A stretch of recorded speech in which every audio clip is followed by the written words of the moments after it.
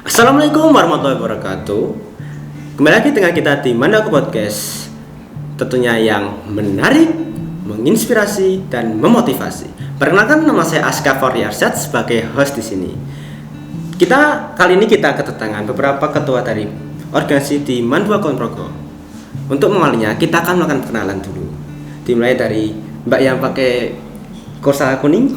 Halo, saya Anissa Imutia dari organisasi Duta Literasi.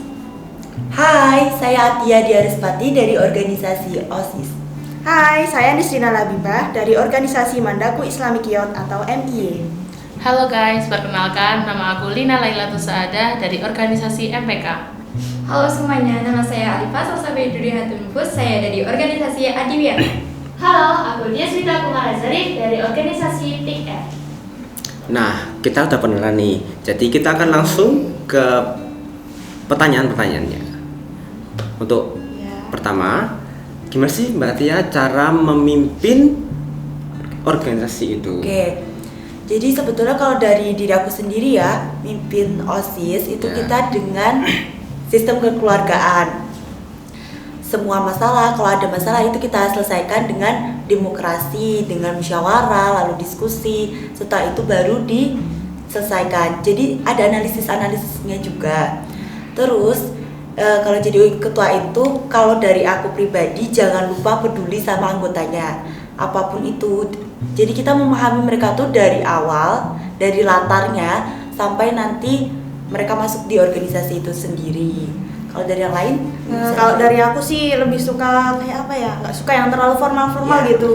Sukanya itu kayak jadi temen itu sharing-sharing biasa. Kadang kalau rapat itu ya kayak cuma ngobrol-ngobrol biasa ya, bebas gitu, kayak semuanya berhak untuk berkomentar atau apapun itu, pokoknya kekeluargaan tadi kata Mbak Tia. Benar? Sama nih Mbak Lina.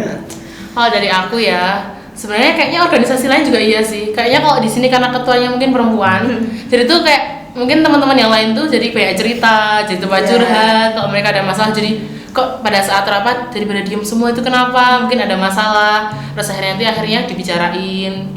Mungkin kan nggak semua orang mau ya membicarain semua masalahnya tuh di forum. Nah, mungkin ada yang nanti cerita sama Mbak Tia sendiri, sama Mbak Anissa. Jadi Bisa berdua chat-chatan gitu ya, gitu chat-chatan. Mengambil kesempatan ya. Kamu ada masalah apa gitu ya? Mungkin yang lain? Ada tambahan mungkin? Nah, kalau gitu suka dukanya masuk organisasi itu apa sih? Kalau menurut aku pribadi ya, sukanya ikut organisasi itu kita bisa nambah banyak pengalaman. Yang awalnya belum pernah jadi udah pernah. Terus juga mungkin di masa depan, di masa yang akan datang tuh kita bisa lebih bijaksana gitu kan dalam mengambil keputusan. Oh, kalau dulu aku ambil keputusan kayak gini salah, berarti di masa depan harus lebih dibenahi lagi gitu. Terus juga bisa nambah teman, nambah keluarga, ya kan? Penting itu relasinya. Tapi ya dukanya itu ya. Tapi kayaknya lebih banyak sukanya. Iya, banyak sukanya kok.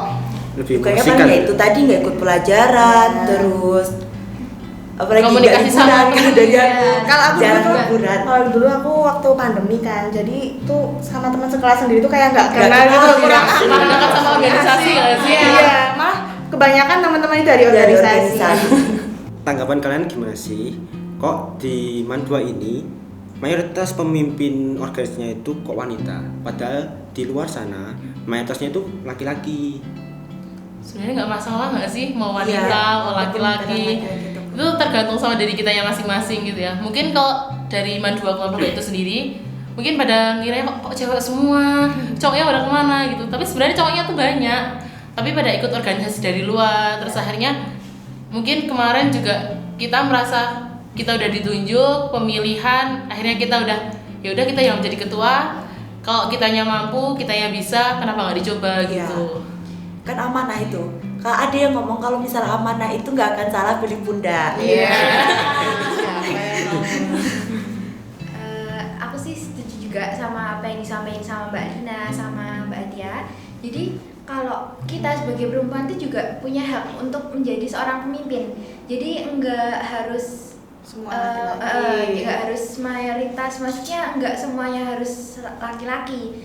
Tapi juga walaupun mungkin kadang bawa perasaan atau apa, tapi seenggaknya kita juga apa ya, ada hubungannya juga dengan kayak emansipasi wanita. Jadi semuanya juga punya hak untuk merasakan di posisi sebagai pemimpin dan terutama memimpin diri sendiri.